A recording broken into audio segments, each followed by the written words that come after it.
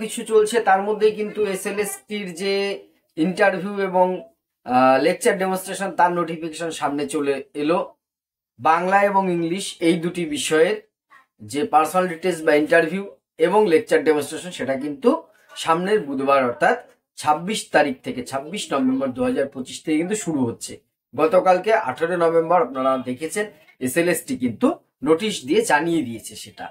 ফলে এবং যেটা বলা হচ্ছিল যে এই ইন্টারভিউ প্রক্রিয়াটা কিন্তু সেন্ট্রালাইজ হবে না, যেটা ডকুমেন্ট ভেরিফিকেশনটা সেন্ট্রালাইজ হচ্ছে।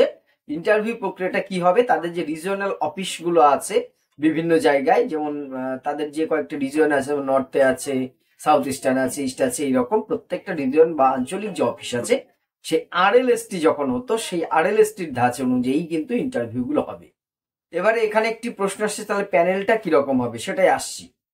তার আগে যেটা, যারা কোয়ালিফাই হয়েছেন, ডাক পেয়েছেন, এটা নিয়ে তো এমনিতে জানেন বহুজন আরো ফ্রেশার তারা ডাক পাবার কথা ছিল, কিন্তু পরিস্থিতি যা চলছে, একটা বৃহত্তর আন্দোলন চলছে কলকাতায়, সবটার প্রতি পূর্ণ সমর্থন রেখেও বলছি যারা ডাক পেয়েছেন তারা কিন্তু সময় নষ্ট করবেন না।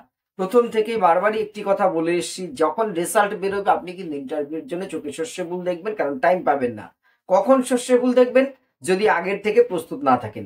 নিশ্চয়ই আপনারা প্রস্তুতি নিয়েছেন, কারণ 31 ডিসেম্বর যেহেতু ডেডলাইন, এসএসসি আর যা কিছু করুক না করুক এটা কোর্টের কাছে যে দেখাবে যে আমি 31 ডিসেম্বর মধ্যে শেষ করতে বিষয়টি কতটা বদ্ধপরিকর, আমি কতটা আন্তরিক, ভেতরে আমি যাই করি না কেন। কিন্তু যারা এর মধ্যেও ডাক পেয়েছেন তারা কিন্তু সুযোগটাকে হাতছাড়া করলে চলবে না। হ্যাঁ, লড়াই আন্দোলন, আমাদের দাবি দাবা চলুক, ভ্যাকান্সি অবশ্যই বাড়ুক, প্যানেল পৃথক হোক, ইন সার্ভিস এবং ফ্রেশারদের, কিন্তু এই মুহূর্তে সবকিছু সাথে রেখেও যারা ডাক পেয়েছেন তারা কিন্তু প্রস্তুতিটা চরম পর্যায়ে নিয়ে যান। যেমন রিটেনের আগে শেষ দিকে যে পর্যায়ে আপনারা প্রস্তুতি নিয়েছিলেন ঠিক সেইভাবে দুটো জিনিসকে ফোকাস করুন। প্রথমত হচ্ছে ইন্টারভিউটাকে কিভাবে ফেস করব, খুব ইজিলি বিষয়টাকে নেবেন, অত বেশি ডিপ ভাবে নেবার চেষ্টা করবেন না।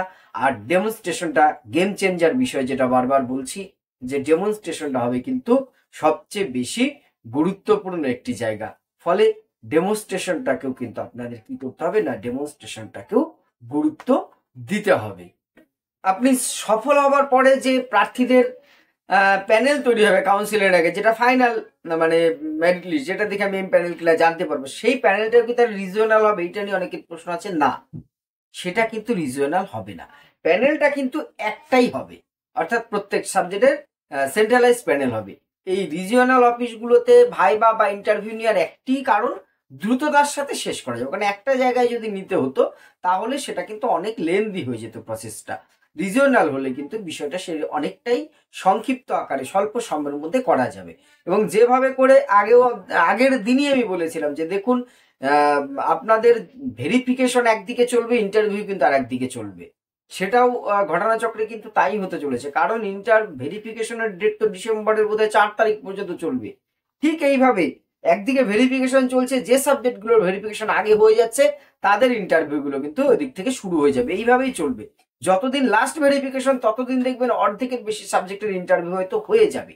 না হলে তো হবে না, কারণ এরপরে নবম দশমের রেজাল্ট আছে, নবম দশমের ভেরিফিকেশন আছে, ইন্টারভিউ আছে, উভয় স্তরের কাউন্সিলিং আছে, তারপরে তাদেরকে জয়েন করানোর ব্যাপার আছে।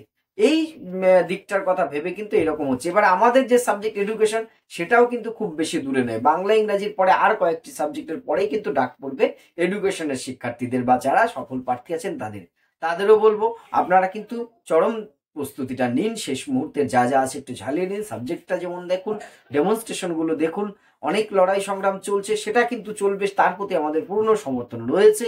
এবং নিশ্চয়ই কিছু ভ্যাকান্সি বাড়বে। এবং ভেরিফিকেশনে প্রথম দিনের যতটুকু যা হালকা খবর পাচ্ছি, পুরোপুরি এখনো তথ্যমূলক খবর পাইনি বলে সেটা নিয়ে কোনো ভিডিও আনছি না। বেশ কিছু কিন্তু ভেরিফিকেশনে বাদ যাবে, সেটা কদিন পরেই চিত্রটা পরিষ্কার হবে।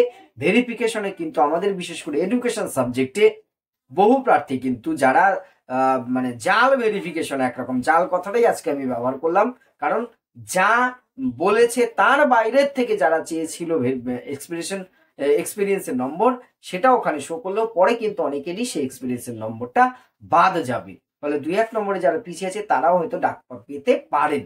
সেকেন্ড প্যানেল এক্ষেত্রে আসার কিন্তু একটা সম্ভাবনা হয়তো রয়েছে। যাই হোক, যা পরিস্থিতি, এবার অন্যান্য সাবজেক্টেরও পর আসবে এবং শিডিউলটাও এসএসসি কিন্তু বলে দিয়েছে, জানিয়ে দেওয়া হবে কোথায় কাদের কিভাবে হবে, শুধু তারিখটা আপাতত জানিয়েছে। শিডিউলটা আসলে সেটাও আপনাদের সাথে নিশ্চয়ই আলোচনা করব। আর আপনারা প্রস্তুতি নিন, আপনাদের সফলতা কামনা করছি। ধন্যবাদ।